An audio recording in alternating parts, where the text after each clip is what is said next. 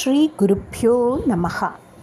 நின்றும் இருந்தும் கிடந்தும் நடந்தும் நினைப்பதுன்னை என்றும் வணங்குவதுன் மலர்த்தாளெழு தாமரையின் ஒன்று மரம் பொருளே அருளே உமையே இமய தன்றும் பிறந்தவளே அழியா முத்தி ஆனந்தமே.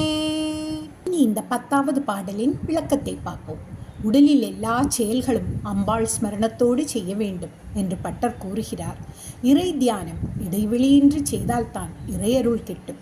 அம்பாளின் அருள் பெற்றிட கால நேரமின்றி கருத்தில் கொள்ள வேண்டும் இதை என்று சொல்கிறார். நின்று கொண்டிருக்கும் போதும், அமர்ந்திருக்கும் பொழுதும், படுத்திருக்கும் பொழுதும், நடந்து செல்லும் பொழுதும், இப்படி அனைத்திலும் அன்னை அபிராமியின் நினைவு இருக்க வேண்டும் என்று வலியுறுத்தி சொல்கிறார் பட்டர். எல்லா நிலைகளிலும் அம்பாளின் திருவடி மலர்களை வணங்க வேண்டும். அம்பிகையை நமக்கு காட்டித் தருவது வேதம். இத்தகைய வேதம் ஸ்ருதி, மறை, பாடநூல் என பல பெயருண்டு. இத்தகைய வேதத்தோடு ஒன்றி இருப்பவள் அம்பாள் என கூறுகிறார். அம்பாளை அருளே என்று அழைக்கிறார். நம்முள் உள்ள இருளை போக்குவது அவள் அருளாகிய அருட்பெருஞ்சோதி.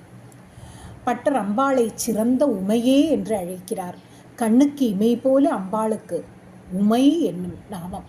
மலையரசனான இமவானுக்கு மகளாக தோன்றினாள். இதுதான் இமயத்து அன்றும் பிறந்தவளே என்று கூறுகிறார். அழியா முக்தி ஆனந்தமே என்று கூறுகிறார். ஜீவாத்மாக்களை தனக்குள் ஆக்கி அழியா முக்தி ஆனந்தம் தருபவள் அபிராமி அம்பாள் என கூறுகிறார். அம்பாளை அடைவதே ஆனந்தம். அதனாலே இந்த பாடலை பாடினால் முக்தி கிட்டும் என்று அபிராமி பட்டர் கூறுகிறார். ஓ ஸ்ரீ அபிராமி அம்மன் திருவடிகளே சரணம்.